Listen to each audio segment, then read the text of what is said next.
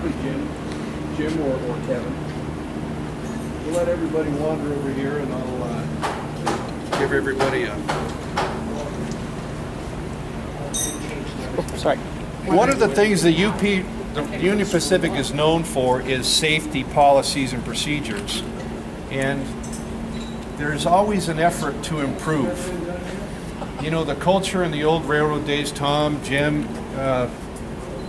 Bob, you guys remember the old days 20 years ago where if you're working in a railroad, you're going to get hurt eventually. It's just a matter of time. But that's an unacceptable phrase in today's world. And I remember I was in this position about 20 minutes, sitting in this office in here, and it dawned on me, you're responsible for this shop. And I happened to see somebody out there grinding a piece of metal without their safety stuff on, and I got this cold chill, and I thought, oh my gosh. Well, what you see down here is the letters SNA. That stands for Scan, Notice, Adjust. So when we're walking around the shop, just remember, scan your surroundings, notice the changes, adapt to them, and adjust. So that's what that means. Now here's the 844.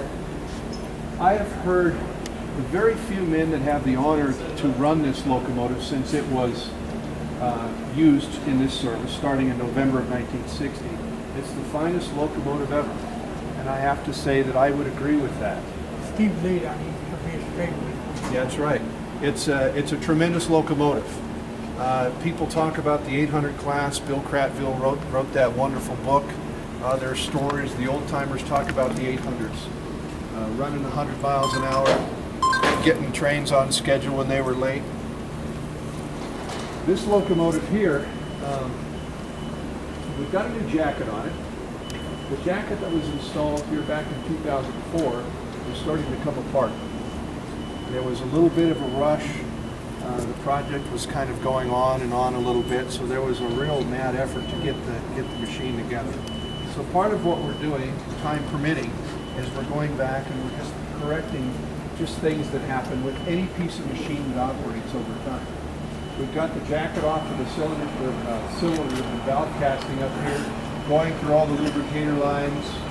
We found a few minor cracks that we'll have to weld up. There's nothing dangerous, nothing structural, but there's just some cosmetic cracks on the casting. I think what we'll do is let's walk down this way. It'll be a little bit safer.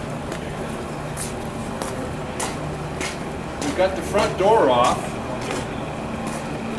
and the front door actually is worn to the point to where it's worn through. So we may either, if we can't repair it, we'll try to replace it with the door off of the 838 next door, and if that won't be feasible, then we'll just make a new one.